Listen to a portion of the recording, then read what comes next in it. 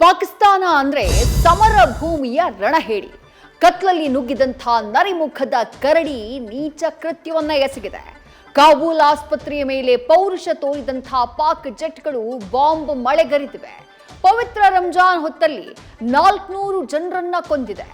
ವಿಶ್ವಸಂಸ್ಥೆಯ ಘಟನೆಯನ್ನ ಭಾರತ ತೀವ್ರವಾಗಿ ಖಂಡಿಸಿದೆ.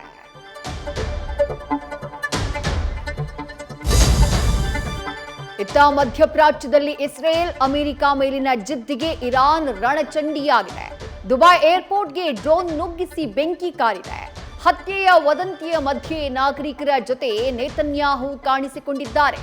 ಮುಸ್ತಫಾ ಖಮೇನಿ ಸುರಕ್ಷತೆಯ ಸುಳಿವು ಸಿಕ್ಕಿದೆ. ಈಗ ಅಲಿ ಲಾರಿಜಾನಿ ಸಾವಿನ ಸುದ್ದಿ ಹಬ್ಬಿದೆ.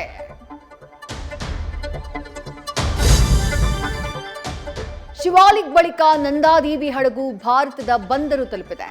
ಪಶ್ಚಿಮೋತ್ತರ ರಾಜ್ಯಗಳ ಗ್ಯಾಸ್ ಬರ ನೀಗಲಿದೆ. ಇತ್ತ ಬೆಂಗಳೂರು ಹೋಟೆಲ್ಗಳಿಗೆ 1000 ಸಿಲಿಂಡರ್ ಪೂರೈಕೆಗೆ ತಕರಾರು ಶುರುವಾಗಿದೆ. ಕಲಬುರಗಿ, ಧಾರವಾಡ, ಕೊಪ್ಪಳದಲ್ಲಿ ಅನಿಲ ಸಿಗ್ತಾ ಇಲ್ಲ.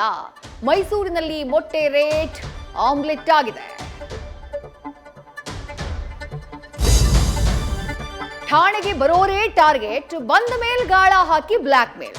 ವೃದ್ಧೆ, ಕೆಲಸದಾಕೆ, ಟೀಚರ್ ಯಾರನ್ನೂ ಬಿಟ್ಟಿಲ್ಲ.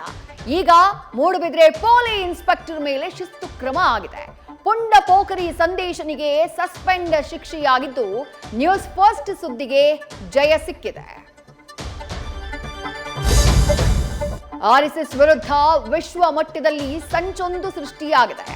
ಭಾರತದ ಗುಪ್ತಚರ ರಾಗೆ ಕಳಂಕ ಮೆತ್ತೋಕೆ ಅಮೆರಿಕ ಸರದಿ ಬಂದಿದೆ. 2 ಸಂಸ್ಥೆಗಳ ನಿರ್ಬಂಧಕ್ಕೆ ಅಮೆರಿಕದ ಧಾರ್ಮಿಕ ಹಕ್ಕುಗಳ ಆಯೋಗ ಸಲಹೆ ನೀಡಿದೆ.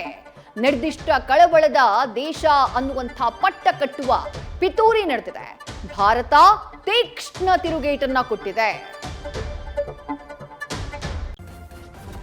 ನ್ಯೂಸ್ ಫಸ್ಟ್ ನಿರ್ಭೀತಿಯಿಂದ ನಿಮ್ಮ ಪರವಾಗಿ.